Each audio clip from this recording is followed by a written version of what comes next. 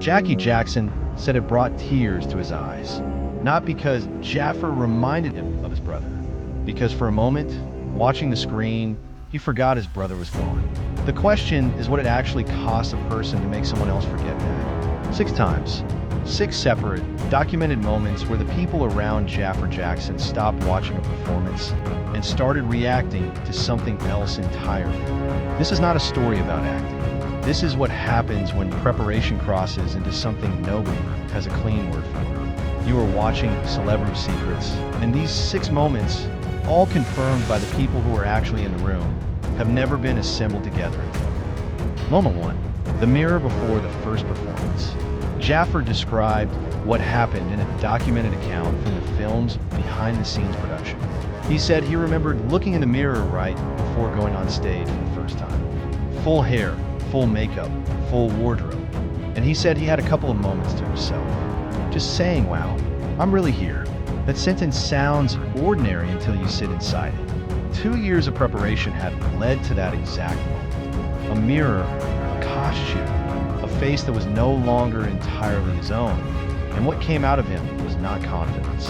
It was disbelief. A pause long enough that he needed it. Long enough that it became something he chose to describe publicly months later, when he had every reason to talk instead about the choreography or the vocal training. He talked about the mirror instead. And here is where it gets genuinely strange. Moment 2. Jackie Jackson's tears. Jackie Jackson, Michael's older brother, someone who grew up beside him, performed beside him, buried him, watched Jaafar's performance, and said something specific. A lot of people emulate Michael, he said, but Jaafar became Michael on that screen. There's nothing like it. It brought tears to my eyes. Read that sentence slowly. Jackie Jackson has spent decades watching impersonators, tribute performers, documentaries, and archival footage of his brother. He has built up, by necessity, a kind of resistance to imitation, the emotional callous that comes from seeing your loss performed by strangers over and over. And he is telling you directly that this broke through it, that there was nothing like it. The tears were not for a good performance. Good performances do not undo decades of emotional distance. Something else happened in that room. Something that made a 70-something-year-old man who had grieved his brother in public and private for 16 years momentarily lose the boundary between the memory and the screen. That is not a review. That is a documented account of a man briefly losing track of what year it was. Moment 3. The small movements nobody was supposed to notice. Backup singer Darryl Phinnessee, someone who stood on stage with Michael Jackson, who watched his specific physical language from feet away for years, remarked on something particular about Jaafar's performance. Not the moonwalk, not the choreography everyone already expected him to master.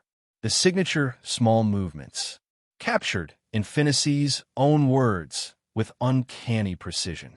Uncanny is not a compliment word.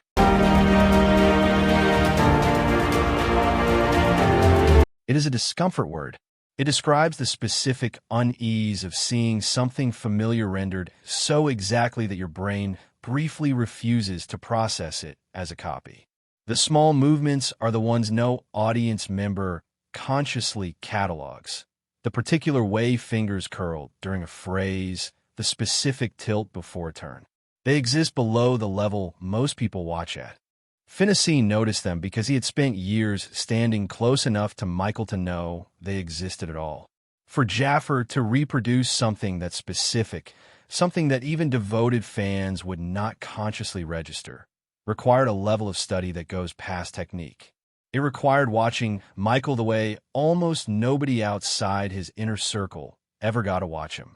And it required a crew member who had actually shared a stage with the real thing to confirm, on the record, that the copy was close enough to unsettle him. You are probably thinking that precision alone explains this. Stay with it, because the next moment shows what happens when precision stops being a technical achievement and becomes something closer to disappearing.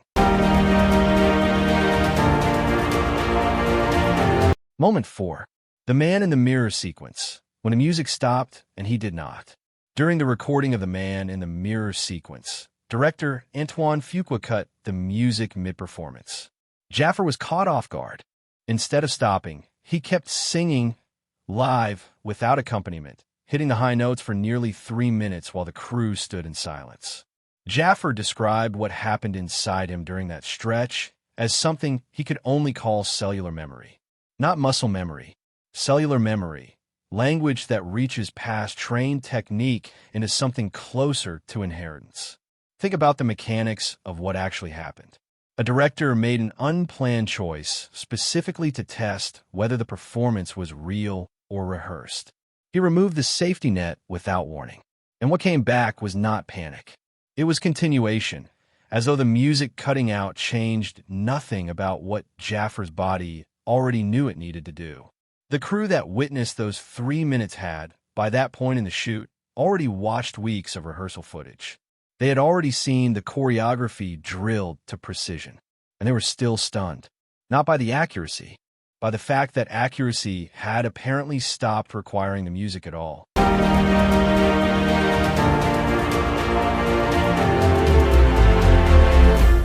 Moment 5.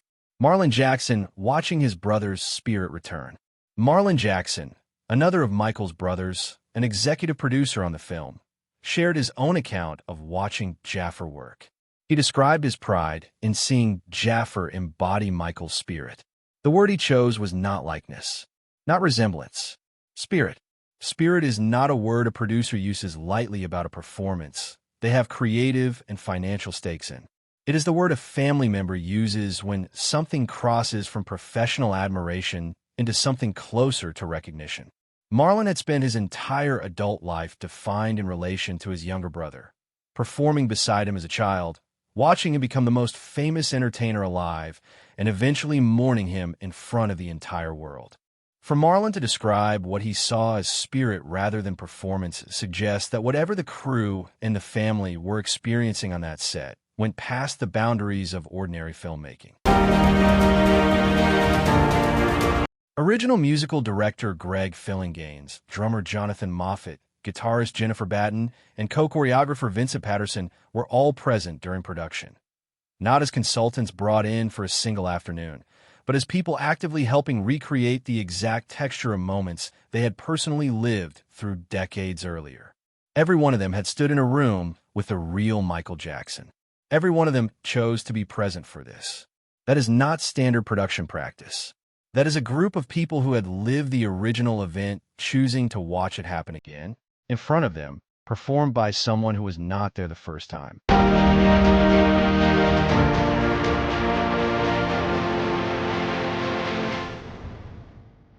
Moment 6. The scene that had to be rebuilt so Jaafar could actually be present in it. The film's original cut ran 4 hours. In that version, older Michael, voiced by Jaafar, narrated over footage of his own childhood, watching himself grow up from a distance. Editor John Ottman made the decision to remove that narration entirely and restructure those scenes so that Jaafar existed inside the childhood moments in real time, rather than commenting on them from outside. Ottman explained the reasoning directly. He said the original version meant Jaafar was not in the scenes, not experiencing that ride alongside young Michael. Restoring those scenes to unfold in real time was, in Ottman's own words, one of his major accomplishments on the film, because the feeling and warmth built around young Michael needed to transfer forward into the older Michael Jaafar was playing. Think about what that decision actually required emotionally from Jaafar. He was not simply asked to perform grief or nostalgia from a narrator's remove. He was placed inside scenes depicting a childhood, including documented hardship at his grandfather Joseph's hands, that belonged to a real person he had personally known as a family member, not as a subject. Ottman described watching Jaafar's footage and finding what he called lightning bolt moments, one after another, Moments so charged that his mission became simply making sure every one of them made it to the screen. He said he favored close-ups specifically to capture Jaafar's emotional range. Not the dancing, the emotion underneath it. 6 moments. A mirror where disbelief outweighed pride. A brother's tears breaking through 16 years of grief. A backup singer unsettled by movements too small for most people to see. 3 minutes of live singing after the safety net was pulled without warning. A brother calling its spirit instead of performance.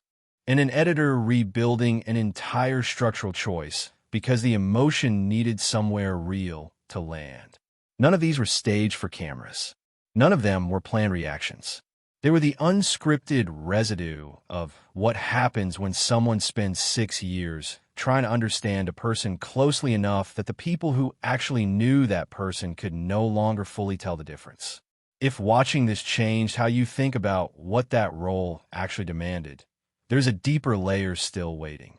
The physical cost behind these 6 moments, and what it actually took Jaafar's body to sustain that level of precision across an entire production, is where the next chapter of this story goes.